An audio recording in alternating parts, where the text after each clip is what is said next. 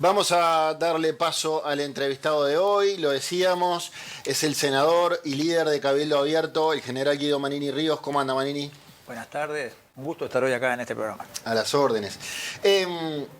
¿Es la primera vez?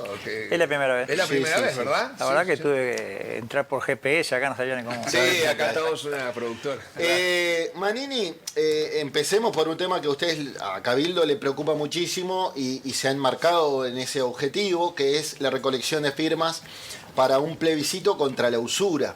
Cuénteme, a grosso modo, en qué consiste la propuesta y cómo le está yendo. Sí, el plebiscito que nosotros planteamos va bastante más allá de contra la usura. Es contra la usura y por una deuda justa. Es verdad. O sea, contra la usura es hacia adelante, ponerle límites a las tasas de interés, límites que sean decentes, no los límites que hay hoy, que son límites de 3 dígitos, cuando la inflación es de 1 dígito. Eso es hacia adelante, pero ¿qué pasa? Tenemos hoy un problema con 1 millón de uruguayos que están hoy enterrados, que prácticamente no pueden salir de su situación. Entonces la segunda parte es, y por una deuda justa, y eso habla de la reestructura de la deuda en base a un criterio. Hay que dejar bien claro que no estamos proponiendo un perdón a tutti, acá es que paguen los que hoy se sabe que no van a pagar. De ese millón hay 700.000 considerados deudores irrecuperables, que paguen, pero que paguen lo justo, no lo que hoy los acreedores le pretenden cobrar. Tenemos centenares de testimonios y de documentación que hablan de préstamos que de 30 a 40 mil pesos, cuando se cortó la cadena de pago por alguna razón de fuerza mayor, al poco tiempo, al año y medio, a los 2 años, pasó a ser deudas de 300, 400 mil pesos. O sea, un disparate cómo se aumenta la deuda en base a la normativa vigente hoy. Entonces, lo que nosotros pretendemos es recuperar a muchos de esos deudores irrecuperables. Si lo hiciéramos con la tercera parte de ellos, ya se habría logrado un tremendo objetivo. Centenares de miles de uruguayos que hoy están totalmente por fuera pueden volver al sistema legal de crédito, bueno, a un montón de derechos que hoy no tienen por estar en el clearing o por ser deudores irrecuperables. Y por otro lado, a futuro poner, bueno, tasas decentes de interés, para lo cual nosotros proponemos que en el Parlamento, por mayoría especial de 2/3, se establezca por ley cuáles van a ser los límites a esas tasas de interés, que no podrán ser, pienso yo, del 100 y pico largo por ciento como son hoy, en base a una ley del año 2007, la ley 18.212. De eso se trata. ¿Y cómo le está yendo?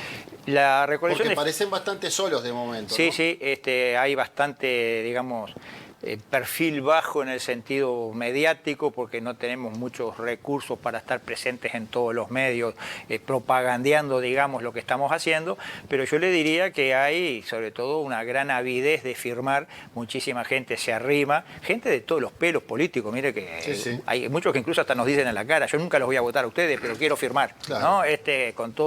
Con toda, digamos, la honestidad, ¿no?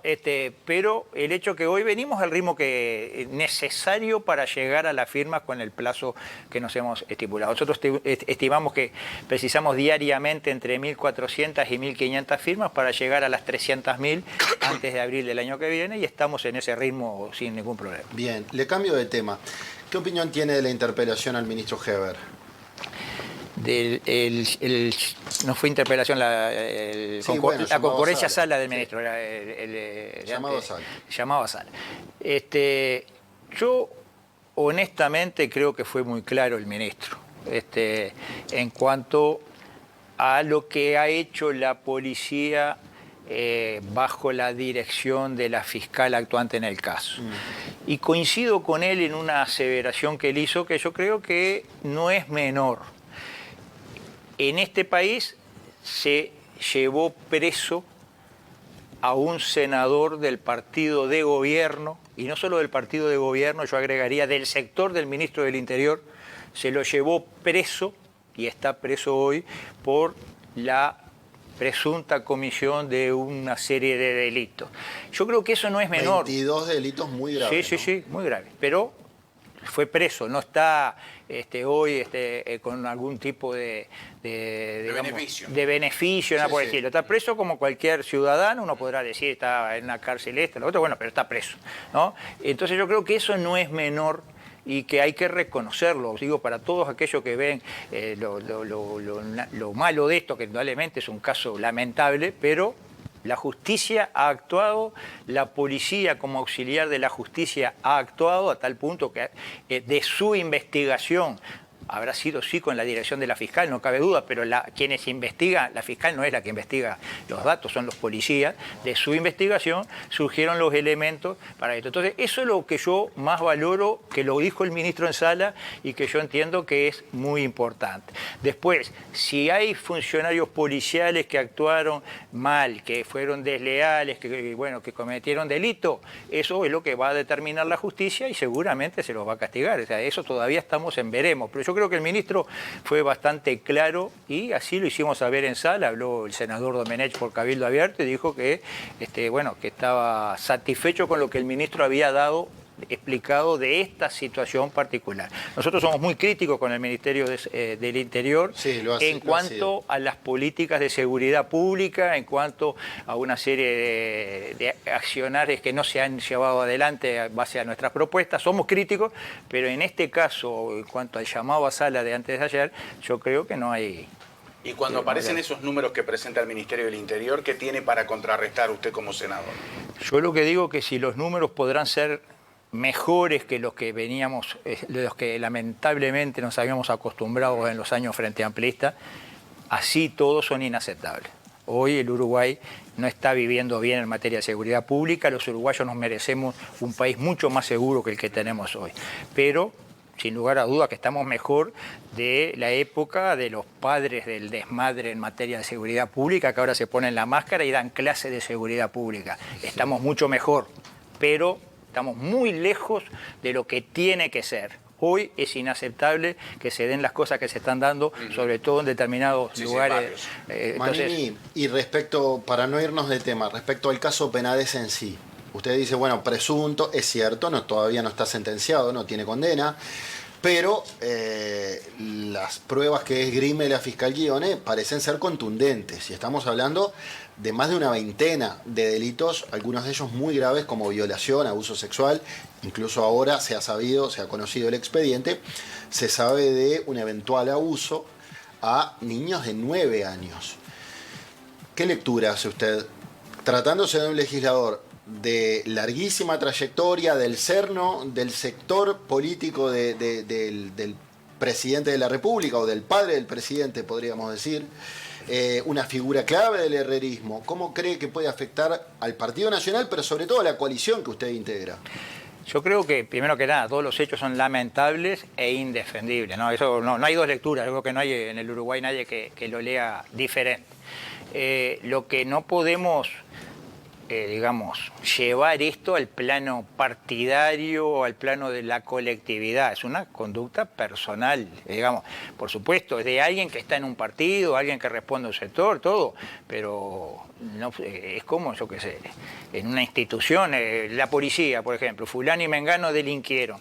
¿Eso qué significa? ¿Que son delincuentes los policías? No, fulano y mengano que delinquieron. Y así en cualquier institución. No podemos generalizar. Yo digo que querer llevar agua por un molino político diciendo todos los blancos son violadores, bueno, nadie lo dice así, pero sugiriendo... Bueno, claro, el tema es que tuvo el respaldo de algún modo el presidente de la República, que dijo que le creía en primera instancia, y del propio Heber, que lo acompañó al Parlamento. Son etapas, hay que ir a la cronología. En ese momento la persona decía con vehemencia que era toda una infamia. Después se fueron conociendo. Indudablemente que se equivocaron quienes confiaron en él, pero equivocaciones ¿quién no comete? ¿Hay alguien acá? ¿Hay alguien? A propósito de eso de confiar en la gente, confiar como de repente confió el ministro Heber o confió el propio presidente de la República, ¿usted confía en Sodano y toda esta situación que se ha dado? Contextualicemos, Martín Sodano, diputado de Cabildo Abierto, ayer se conoció que tiene una denuncia por una expareja por violencia de género y ya se establecieron medidas cautelares. Sí, yendo a su respuesta, sí confío en Sodano, lo digo completamente. Hablé con él, hablé anoche, claramente él fue denunciado por su expareja. El juez de la causa no encontró mayor motivo, al punto que ni tobillera le dispuso, simplemente la medida cautelar de que no se tengan que acercar a menos de 500 metros y punto, y dispuso una pericia psiquiátrica porque claramente él ve que hay algo raro. Pero si el juez hubiera entendido que era algo grave, no hubiera sido esa la medida que hubiera tomado. Así que yo le abro una carta de crédito. Creo que no me estoy equivocando en este caso, pero, repito, bien, ¿quién acá no se equivoca? Daniela. Sí, senador. Una pregunta un tanto más filosófica de cara a las elecciones. Usted ha dicho que no le encuentra sentido definirse de izquierda o de derecha, y en caso de ser de derecha, sería de derecha a cabildo abierto si propugnara de alguna manera el respeto a los profesores y maestros, el respeto a la familia, ha dicho. Entonces, quería preguntarle si siente de alguna manera que algún colectivo o institución está atacando a la familia y cuál es el concepto de familia que Cabildo Abierto tiene, más allá de lo que dice la Constitución de la República, ¿no? Mire, la familia es la primera institución que defiende al ser humano, a la persona, al individuo. Cuando la familia está destruida, ese individuo es más débil. No tiene esa primer línea de defensa. Yo creo que tendría que ser un objetivo de todo fortalecer a la familia, fortalecerla, generarle los elementos para que se recupere ese respeto a los progenitores que se ha ido perdiendo. Progenitores o jefes de familia que a veces no son progenitores naturales, digamos, ¿cuál sería ¿no? esa familia, el modelo de familia? El modelo, la familia, bueno, ha variado mucho el tipo de familia, pero no es ya la familia tradicional de papá, mamá y tantos hijos. Puede haber distintos tipos de familia, pero sí ese vínculo familiar que genera una defensa o que nos lleva a la alienación a la cual se está llevando al ser humano, dejándolo más desprotegido que nunca. Yo creo que eso es fundamental y nosotros no nos cansamos de hablar de la necesidad de revalorizar el concepto de familia. Yo creo que cuando se enfrenta o se estimula el enfrentamiento entre mujer y su pareja, entre padres e hijos, cuando yo creo que en esa forma se la va yendo debilitando en el tiempo, y es un proceso de muchas décadas que lleva a que hoy hay muy poca fortaleza en esa institución que es tan importante para nosotros, y los resultados están a la vista. Gente, digamos, sin ningún tipo de límite ni de camino del pasado para proyectar en el futuro. Yo creo que tenemos que empezar a volver a recuperar ese tejido social deteriorado durante tanto tiempo. Y en este concepto de familia, que creo que todos podemos estar de acuerdo en cuidar, que es el primer lugar de relacionamiento social, integración con el individuo y la sociedad, las familias homoparentales también tienen lugar, las familias de matrimonios, de parejas gays, las familias con hijos a cargo. Todas las familias tienen, en la medida de que haya afecto y de que haya esa protección natural y de que haya esa lucha en común, ese mundo visto en común, visto en lo que antes se llamaba el fuego del hogar, que ahora, bueno, tiene otra forma, pero la palabra hogar se sigue manteniendo, que era el fuego que los unía a todos. Y en la medida de que eso se siga haciendo, ya no importa, no es lo que va a decidir el tipo de familia, porque ahí sabemos que hay tipos de familia muy variados, sí, hoy, es un dato de la realidad, y bueno, y por supuesto que hay que entender la realidad. Lo peor que le puede pasar al sistema político y a los políticos en particular es desconectarse de la realidad. La realidad marca que hoy es ese el tipo de familia. Me alegro mucho de oír estas palabras realmente, porque para mí era una preocupación muy fuerte tener una fuerza política que de alguna manera pudiera poner en duda lo de la agenda de derechos que se ha logrado hasta este momento, cuando en el mundo tenemos también un avance muy fuerte de medidas, por ejemplo, como la que está pasando en el Medio Oriente con otros modelos de vida, ¿no? Ganó un voto. No, pero me parece que en este momento pensar... Yo ponía en duda, si por ejemplo, la agenda de derechos en este caso, ¿no? Sin duda, matrimonio igualitario, que tiene que ver con tener hijos a cargo, familias monoparentales, adoptivas, si hay algo en lo que no podemos caer es en desconocer la realidad. El día que desconozcamos la realidad estamos pintados, ¿no? Nosotros entendemos cuál es la realidad y nosotros vamos a luchar por fortalecer esos vínculos de afecto primarios que todo ser humano necesita. Lo peor que puede pasar es el ser humano indefenso que no tenga a nadie, sea como sea la familia, sea quienes están al frente de la casa. Tomás. Senador, usted, lo sabemos ya desde la campaña electoral, una de sus grandes preocupaciones es el tema de la seguridad en el país, que es el tema que preocupa a todos los uruguayos. ¿Cuáles son las medidas que el gobierno no aplicó y que Cabildo Abierto quisiera que se hubieran aplicado para una política de seguridad? ¿Cuál es la esencia? Voy a ir a 2 o 3 puntos. Nosotros hemos presentado por escrito estos documentos de una docena de puntos. Yo personalmente le entregué al ministro Larrañaga en su momento, al ministro Heber después. Ahora en las discusiones que se han entablado, o conversaciones que se han entablado en el Ministerio del Interior, convocada por el Ministro del Interior, han ido representantes de Cabildo, han llevado por escrito su propuesta. Yo le voy a decir 2 de los puntos más importantes para nosotros. La cercanía de la policía con el vecino, con el ciudadano. Las comisarías de barrio han sido sistemáticamente desmanteladas en los 15 años frente a Amplista. Han sido desmanteladas. Usted va a una comisaría hoy a las 11 de la noche, o iba hace 2 años a una comisaría a las 11 de la noche, y lo más que encontraba era un par de funcionarios de policía en condiciones de tomarle la denuncia. Pero no vaya a decirle, mire que acá a media cuadra están copando la casa, porque no pueden hacer nada. Llamar por teléfono y esperar que vengan de un comando allá lejano a actuar. Y esa pérdida de cercanía con el vecino es lo que ha llevado a la pérdida de la información elemental de saber quién es quién. El que conoce quién es el malandra del barrio es el policía que está en el barrio permanentemente. Entonces, eso ha sido un retroceso total en cuanto a la seguridad, y sobre todo en determinadas áreas. Hay lugares del interior, a mí soy testigo del hecho, no me lo contaron, que uno va a una comisaría y dice, estamos cerrados, abrimos el viernes de tal en campaña, en lugares del interior. Lo he visto, o son subcomisarías, pero eso nunca había pasado. Siempre había presencia policial en el territorio. Bueno, hay que recuperarlo.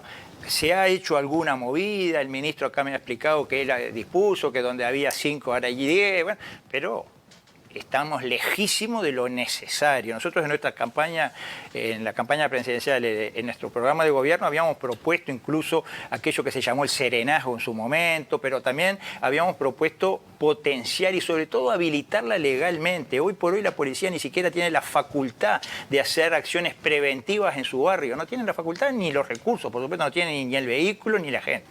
Eso por un lado. En el otro aspecto de la docena, pero que es importante, el tema carcelario. Hoy las cárceles no están rehabilitando a los presos. Acá todos los meses se liberan entre 500 y 600 presos que cumplieron su condena. La gran mayoría de ellos son potenciales reincidentes porque no están rehabilitados, porque no tuvieron la rehabilitación necesaria en la cárcel, que es lo que ordena la Constitución. Y nosotros decimos, y capaz que suena duro y suena horrible y en el Uruguay no se puede, bueno, decimos que todos los presos tienen que estar obligados a trabajar 8 horas diarias, todo el periodo en que estén presos, un domingo, un día libre a la semana. Todos los días tienen que trabajar 8 horas diarias. Es la única forma de que adquieran el hábito que nunca habían podido adquirir en su vida. Es la única forma de que adquieran una habilidad, porque tal vez por la dureza de la vida que le tocó vivir a ese delincuente, nunca tuvo posibilidad de un sistema educativo que lo formara en nada. Entonces, si usted un preso lo tiene 5 años trabajando en la panadería del penal, cuando salga va a saber hacer pan, va a saber hacer bizcocho, y aparte va a tener el hábito de que trabajó 8 horas diarias. Tiene más posibilidades de no reincidir. Entonces nosotros decimos, tiene que trabajar, esto lo hemos propuesto, yo lo he hablado con el comisionado parlamentario, lo he hablado con distintas fuerzas y miran como horrorizados, ¿cómo vamos a obligar a alguien? Alguien no puede estar obligado a hacer lo que no quiere. Nosotros decimos que si la sociedad fue agredida, la sociedad tiene derecho a exigir, pero aparte no estamos descubriendo el agujero del mate. Acá hay países que lo han aplicado y les ha dado excelentes resultados. Entonces, y países democráticos. Entonces yo creo que realmente es una de las medidas, digo, sistema carcelario, cercanía de la policía, y después hay otra serie de medidas que son tal vez de menor impacto, pero que son también necesarias. ¿Ha hablado de estos temas con el presidente de la República? He hablado con el presidente, he hablado con el ministro es el que en definitiva con su Estado Mayor, con su gente, es el que decide las políticas de seguridad pública. Nosotros tratamos de no interferir, tratamos de ser, digamos, proactivos, de colaborar, pero las cosas que nosotros planteamos y que no se han cumplido en la medida, al menos que nosotros lo pedimos, las tenemos que plantear. Aclaro que a nivel carcelario hay una línea de trabajo, digamos, pero es voluntario y trabajan una ínfima minoría de los presos. En resumen, usted no está conforme con la política de seguridad que tiene hoy Uruguay. No estoy conforme. No, hace rato que ha demostrado su disconformidad. Antonio. Estamos en un momento del país bastante especial. Por muchas razones, pero hay dos que son bien particulares. Una es que en un año va a haber elecciones y la coalición de gobierno tiene que marcar su perfil individual. Naturalmente tiene que separarse de alguna manera para marcar un perfil individual. Y el otro aspecto por lo cual estamos en un momento especial es que las leyes para poder aumentar dinero para que tenga que aportar el gobierno se acaba ahora, porque no se puede hacer en un periodo en el año anterior. En esta misma semana, Cabildo Abierto votó positivamente el tema Casa de Galicia en contra a lo que había propuesto el gobierno y votó negativamente el tema de la caja de profesionales en oposición también al gobierno. Yo le pido que sobre estos dos temas justifique Cabildo Abierto de por qué fue de esa manera, desde el punto de vista técnico, no le digo político, porque capaz que no es político o puede ser político, usted lo dirá, pero me parece que es bueno que se aclare, porque sobre el tema de la caja de profesionales, a ver, somos 100.000, sobre el tema de Casa de Galicia son otros miles de personas, entonces, y se ha hecho mucha política sobre esto. Entonces le pido que nos justifique. Empiezo el por voto la caja de profesionales. Cabildo Abierto desde el primer momento aportó ideas para mejorar el proyecto inicial. Nosotros entendemos que el proyecto inicial no era la solución definitiva y nosotros hicimos propuestas, en definitiva, que mejoraban el proyecto. No fueron contemplados los principales puntos. Ayer casi se propone de vuelta uno de esos puntos que se nos había dicho que no, exactamente como nosotros lo habíamos propuesto en su momento. ¿Cuál es? El de subir los aportes a los activos del 16,5. El gobierno lo quería llevar más arriba. Nosotros dijimos al 18. No, de ninguna manera, y fue no la respuesta del gobierno. Ayer venía la propuesta que al 18, pero después no hubo acuerdo y al final no fue propuesta. Quiero decir que Cabildo del primer momento trató de mejorar ese proyecto. Nosotros estamos en contra de que se le aumenten los aportes a los pasivos. Los pasivos no tienen defensa. Cuando se les saca una parte no tienen forma de recuperar esa pérdida de su jubilación. Nosotros estuvimos en contra desde siempre. En nuestra campaña, en nuestro programa de gobierno, proponíamos la derogación del IAS en forma progresiva. Bueno, ahí nos opusimos a que se le incrementara a los pasivos, al menos en los guarismos que proponía el gobierno. Pero no es que nos cerramos a que no. Lo que pasa es que hubo un momento que el propio Poder Ejecutivo dijo, no, es esto o nada. En un proyecto que se nos presentó 20 días antes de su fecha de límite para aprobarlo, pudiendo haber sido presentado mucho antes. Al menos se pudo haber dado a los socios de la coalición para que pudieran actuar en consecuencia. En el tema Casa de Galicia, hay varios juicios ya empezados por funcionarios de Casa de Galicia, a los que no se les ha cumplido el compromiso que se adoptó cuando cerró Casa de Galicia de redistribuirlos y de pagarles los créditos laborales como se les debe de pagar. Ya hay juicios y hay fallos,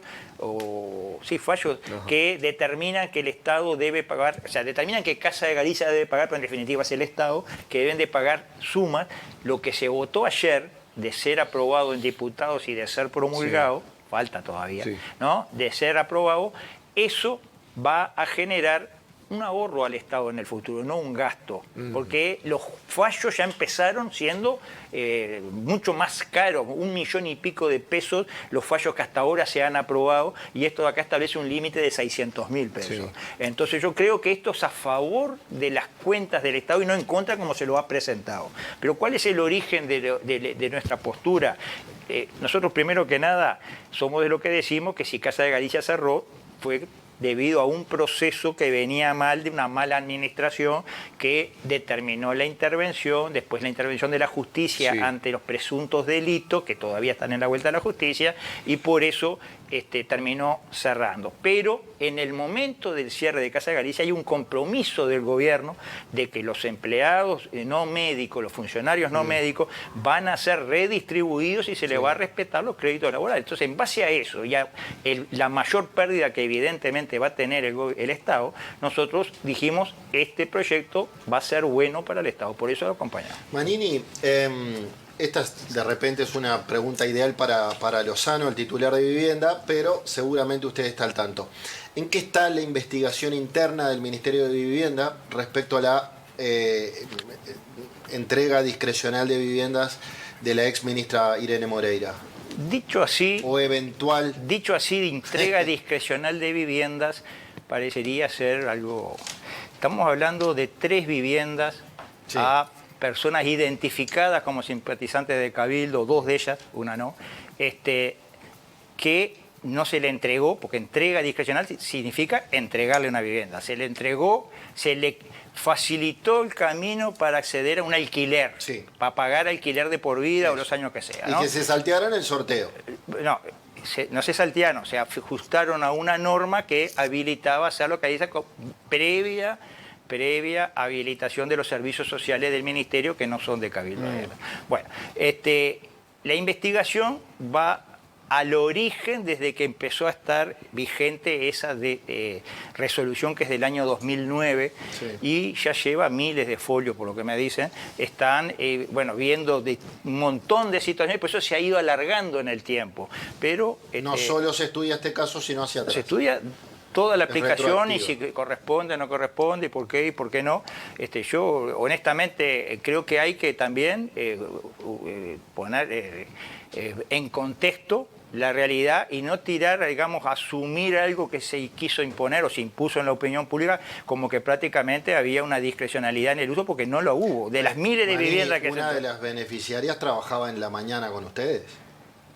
Conmigo no trabaja porque yo no tengo nada que ver con la mañana. Bueno, el órgano partidario que responde a Cabildo Abierto. Sí, ¿y cuál es el problema? Y por trabajar ahí tiene vedado el acceso a viviendas, si cumple con todos los requisitos y así lo determinan los servicios sociales. Está bien, es el problema? Pero muchas otras personas también Pero estamos hablando de 2 casos, 2 casos y un tercero que no es cabildante, que estaba relacionada con algo laboral hace 10 años. 3 casos. En miles que se entregaron. O sea, es decir, no se puede decir entrega discrecional de vivienda porque uno dice las casas se entregaron. No, las casas se siguieron determinadas normas para entregar. La norma habilitaba, en estos casos, previa determinación de los servicios sociales del Ministerio, hacerlo. Ahora, ¿en qué está la investigación? La investigación es larga porque está yendo para atrás y hay, no sé si centenares, pero por lo menos decenas de casos que se están estudiando todos, a ver la pertinencia de cada uno de ellos para que la conclusión sea una conclusión, digamos, integral y no que se focalice en 3 casos. Ahora, usted cambió su punto de vista respecto al caso de Moreira en particular, porque usted, cuando surge la noticia del primer caso, Cabildo da una conferencia de prensa, se toma un fin de semana para reflexionar si se va o no de la coalición, está aquel pedido del presidente de la República, usted que dice la calle no la llamó a ella, todo eso. Pero unas horas después de conocido el caso, usted dice, quizás yo no hubiera, creo que fue en Montevideo Portal, usted dice, yo no hubiera tomado esta decisión con el diario El Lunes, ¿no? Mire, ¿qué opina hoy con el tiempo? Mire, primero que nada, yo no cambié de posición.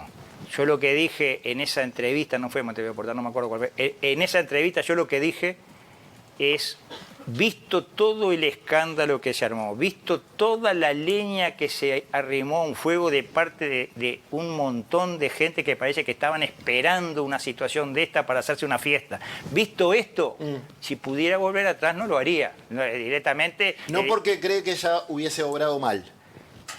Yo le vuelvo a repetir, ella actuó de acuerdo a una normativa vigente. Acá lo que yo creo que es lamentable de todo esto, y por eso el malestar que hubo en su momento, que ni siquiera se le dio la oportunidad de defenderse. Porque vamos a entender, hemos visto varios casos de ministros involucrados en temas que son, vamos a poner entre comillas, escandalosos. A todos se les dio la oportunidad de defenderse y siguen en funciones, aparte con el apoyo de todos nosotros de la coalición. A ella no se le dio ni siquiera la oportunidad de ir a una interpelación y decir yo hice esto por tal cosa, nada. ¿No?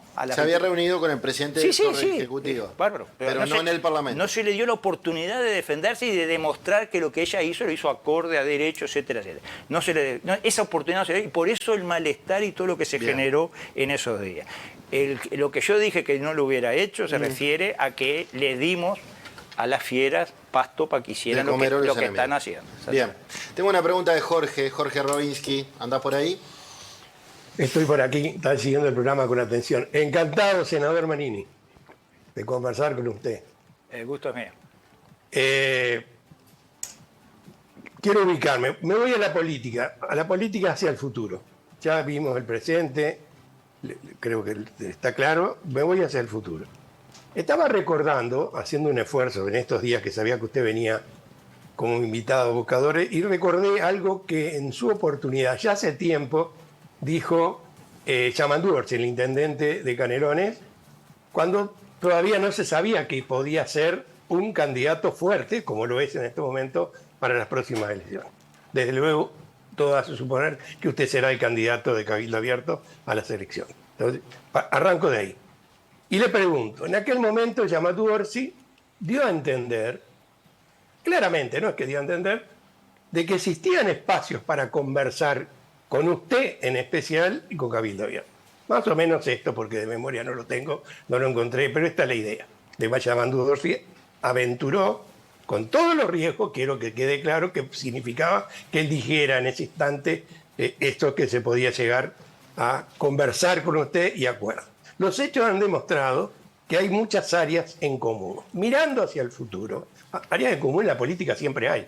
Vamos a aclarar, ¿no? Si, no es que el país, como usted lo marcó bien, este es un país con instituciones fuertes. El Uruguay más allá de todos los desajustes. Entonces, voy a lo siguiente. En caso de que eventualmente el Frente Amplio fuera gobierno, ¿hay áreas para conversar o será una oposición acérrima a un gobierno del Frente Amplio por parte de Cabildo Abierto? ¿Hay áreas para seguir conversando y llegar a acuerdos? Con Cabildo Abierto siempre va a haber áreas para conversar. Nosotros hemos ido a todos los partidos políticos hace exactamente un año. Yo he ido a la sede del Frente Amplio, he hablado con Fernando Pereira y otros dirigentes y les he llevado la propuesta de establecer una gran mesa de diálogo para tratar los temas nacionales, temas que nos afectan a todos y que no los podemos seguir tratando en clave de partido, temas como la droga, la inseguridad, la educación y tantos otros que tenemos que hablar en clave de partido. Venimos proponiendo desde el primer día el establecimiento del Consejo de la Economía Nacional que prevé la Constitución de la República, que es un ámbito donde estemos todos. Bueno, es decir, nosotros somos dialoguistas y creemos que el país hay que tratarlo en clave de país y no seguir en la mezquindad de enfrentarnos unos a otros, cada uno en su chacrita, frenando la marcha del país y quedando cada vez más lejos del mundo. Con Yamandú Orsi o con quien sea, con Menecucho, con el que sea el presidente de la República, siempre va a haber espacios para conversar de cualquier tema, sobre todo cuando son temas nacionales que nos afectan a todos, siempre. Así que en ese sentido, lo que haya dicho, la verdad que no lo escuché al intendente de Canelones, pero por supuesto que sí, que hay espacio de diálogo en cualquier tema. Lo nuestro acá, si viniéramos a la política para ser mezquinos y todo, para eso nos quedamos en nuestra casa. Nosotros lo que queremos es buscar mejorarle la calidad de vida a los uruguayos. Eso es lo que estamos tratando. Creo que es el anhelo de todo político de cualquier pelo que sea. Bueno, hay que buscar la forma. Lo que nosotros le erramos es en encontrar la forma. Y la forma no es pegándonos unos a otros, no es acusando a fulanito porque no pagó los impuestos de la casa que construyó, o a menganita porque hizo un tuit y dijo tal cosa, o a fulanito por tal... No, de esa forma no construimos nada, solamente vamos generando cada vez más bronca, más separación, más grieta. Y yo creo que eso es lo que frena al país de todas las formas. Tenemos, por supuesto, la disposición al diálogo con quien sea quien ejerza el gobierno en el momento que sea. Y voy a seguir con los mismos actores, porque esta es una pregunta de Esteban Perroni, columnista nuestro. Ante una eventualidad de que Orsi gane la interna frentista y sea el candidato del Frente Amplio, en un eventual balotaje, ¿sería descabellado que Cabildo apoye a Orsi como representante del Frente Amplio? Mire, no quiero adelantar tanto terreno. Es temprano, es verdad, pero... Hoy yo pienso que el común del votante de Cabildo Abierto es coalicionista y no pro candidato del Frente Amplio. Bien. Es decir, que va a votar al candidato de la coalición. Si yo te lo tengo que decir hoy, le diría que va a ser así. Ahora, no se sabe. hay muchísima agua para correr bajo el puente, pero yo le diría que seguramente vamos a estar con la coalición. Nosotros somos coalicionistas, entendemos que la herramienta para los cambios del Uruguay no es volver a la época frente amplista, sino que apostar a ir consolidando, recuperando, como hablábamos hoy, ese tejido social deteriorado, terminando con la grieta, como hablábamos ahí con el señor. Yo creo que el camino es a través de un nuevo gobierno de la coalición, por supuesto corrigiendo lo que se pueda estar mal. Nosotros vamos a seguir planteando nuestras propuestas, sobre todo en materia económica y en muchos aspectos en los cuales nosotros estamos con una propuesta propia que difiere en muchos aspectos. Bueno, lo que hablamos hoy al principio de la deuda es una de esas. Y bueno, vamos a seguir planteando nuestras cosas, pero somos coalicionistas. Entonces, ante su pregunta, sea Orsi o sea Cose, yo creo que Bien. Cabildo Cabildo Abierto apuesta a la coalición. Cabildo Abierto apuesta a la coalición. Muy bien, yo quiero ser concreto. Porque se habla mucho, se rompe la coalición. Cabildo Abierto va a romper la coalición. La coalición la están rompiendo desde antes de arrancar, desde antes del 1 de marzo. Por eso le digo. Yo me acuerdo, medios de prensa, análisis muy sesudos que decían que a los 30 días esto se rompe, a los 60 días, desde el primer día. Sí. Bueno, llevamos casi 4 años, creo que es la coalición que más ha durado y pensamos durar hasta el 1 de marzo del 25. ¿Y se sienten cómodos hoy? Porque usted dice, pensamos durar hasta el 1 de marzo de 2025. Pero Cabildo ha sido el socio que ha estado más cerca de romper y decir, me voy, pateo la puerta y me voy. Han habido episodios coyunturales que han generado malestar y rispidez y fricción. Y uno nunca, cuando entra la fricción, uno nunca sabe si eso escala, cómo termina. Recuerdo, mire, año 2020, octubre, homenaje al Partido Comunista en la Cámara de Representantes. Cabildo dijo, no entramos al homenaje porque, la verdad, por distintas razones de nuestra crítica a lo que es la historia del Partido Comunista. Los socios nuestros, blancos y colorados, en la Cámara de Representantes, nos dijeron cualquier cosa menos que éramos lindos, de todo, ¿no? O sea, fue agresivo.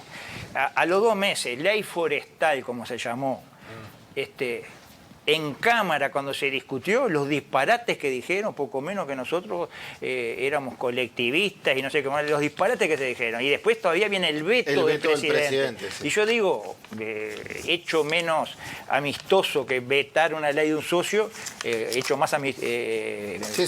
Menos amistoso que ese no hay. Entonces, digo, y ahora pasa de vuelta con un artículo que nosotros habíamos propuesto. Entonces le quiero decir con esto, siempre hay motivos de fricción y todo, pero no por eso, no por ver el árbol vamos a dejar de ver el monte. Y el monte es que esta herramienta tiene que perdurar para hacer los cambios que son buenos para el país y nosotros en eso lo tenemos claro. No vamos a entrar en esas manijas y en esas cosas que al final nos llevan por caminos que donde pierde la que pierde la gente. ¿Quién lo va a acompañar en la fórmula? No, tengo una pregunta.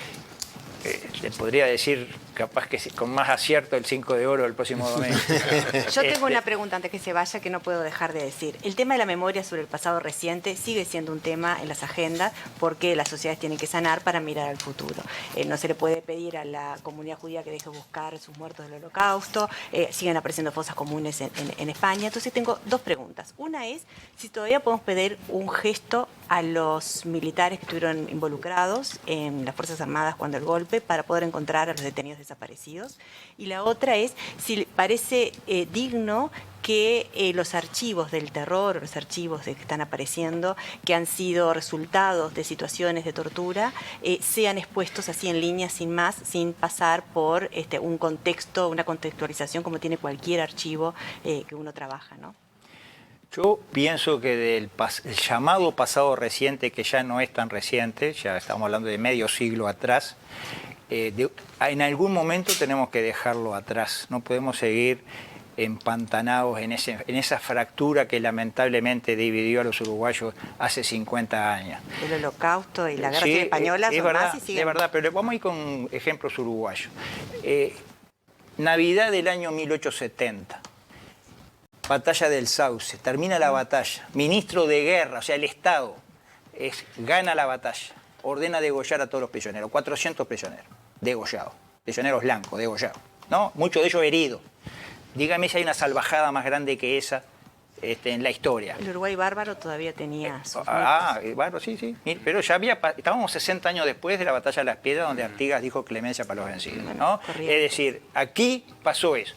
Un año después, abril del 72, un año y poco después, Paz de Abril, los orientales dicen, vamos a dar vuelta a la página, firman, comparten el país, se dan unos departamentos para los blancos, etcétera, etcétera, se terminó. Ese ministro de guerra que ordenó el degüello de 400 prisioneros, murió 8 años después en su cama sin que nadie más. Le quiero decir, de eso fueron capaces los orientales un siglo y medio. Sí, la agenda de derechos ha cambiado. En el 97, en el 1897, Pacto de la Cruz, otro tanto. En 1904, Paz de Aceguá, otro tanto. Sí, pero... le quiero decir, en el pasado fuimos capaces de hacerlo.